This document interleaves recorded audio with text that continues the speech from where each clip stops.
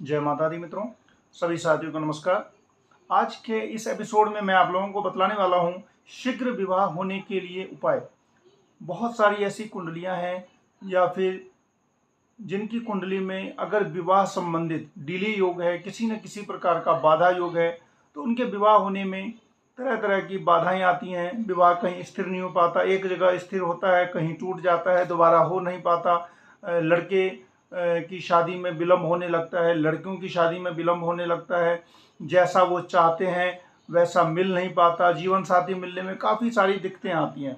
इसके पीछे के जो कारण है वो ज्योतिषीय कारण मैंने बतलाया हुआ है कि ज्योतिषीय कारण ये होता है कि लड़कों के लिए जो विवाह का कारक होता है वो शुक्र होता है। अगर उस शुक्र पर अगर शनि की दृष्टि हो जाए या वक्री ग्रह से 7th हाउस प्रभावित हो जाए, या फिर जो शुक्र है उस पर शनि के साथ बैठ जाए, या किसी भी प्रकार से विवाह का कारक सप्तमी 7th हाउस लॉर्ड या फिर शुक्र अगर लड़कों की कुंडली में प्रभावित हो जाता है, बैडली अफेक्टेड हो जाता है, तो विवाह में देरी होती है।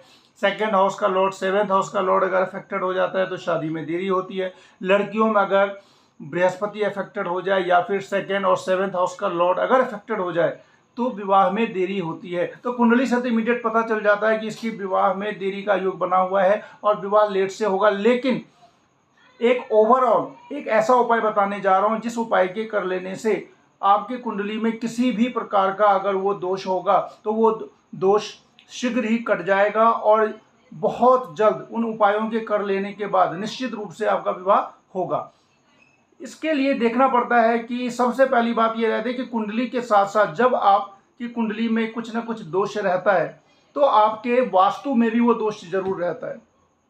ये देखने को मिला है कि जब कुंडली में दोष है तो उस जिसकी वो कुंडली है उसके वास्तु जहाँ पर वो रहता है उसमें भी कुछ न कुछ दोष रहता है।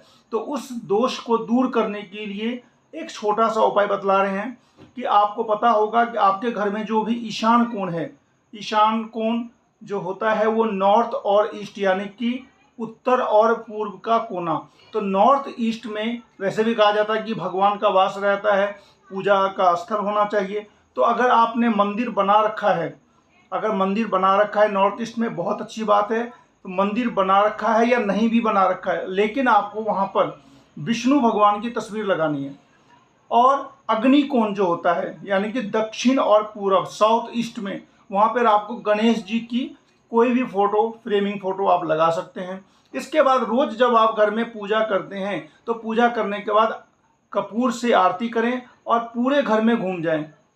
कपूर की आरती करने के बाद उस कपूर की आरती को लेके आपको पूरे घर में घूम जाना है। एक उपाय मैंने आपको ये बतला दिया कि ईशान कोण में विष्णु भगवान की फोटो लगानी है, अग्नि कोण में गणेश भगवान की फोटो लगानी है यानी कि नॉर्थ ईस्ट और साउथ ईस्ट। दूसरा क्या है, जिनकी शादी में विलंब है, बाधाएं आ रही हैं, उनको अपने घर के अंदर जो साउथ वेस्ट दिशा है, साउथ वेस्ट याद रखिएगा, साउथ वेस्ट का जो भी कोना है उसमें आपको अपना बेड लगा करके सोना है।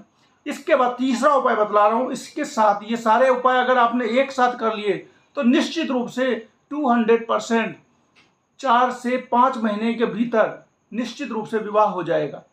उसके बाद तीसरा उपाय यह है कि 11 सोम 11 बेलपत्र शिवलिंग पर पूरी श्रद्धा से पूजा करके अर्पित करना, यानी कि ये भी एक अनुष्ठानिक स्थिति बन जाती है जब आप 11 सोमवार तक 11 बेलपत्र शिव जी को अर्पित करते हैं।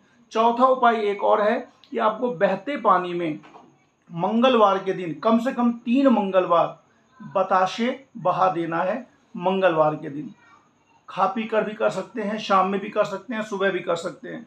तो ये जो चारों उपाय अगर आप कर लेते हैं तो निश्चित रूप से आपका वास्तु दोष कट जाएगा। आपकी कुंडली के अंदर मगर मंगल जनित जो समस्या है, अगर मंगल की वजह से जो समस्या है वो भी कट जाएगी। अगर शनि की वजह से समस्या है या बृहस्पति या शुक्र की वजह से जो भी समस्या है वो सभी कुछ इन उपायों से कट जाएगा।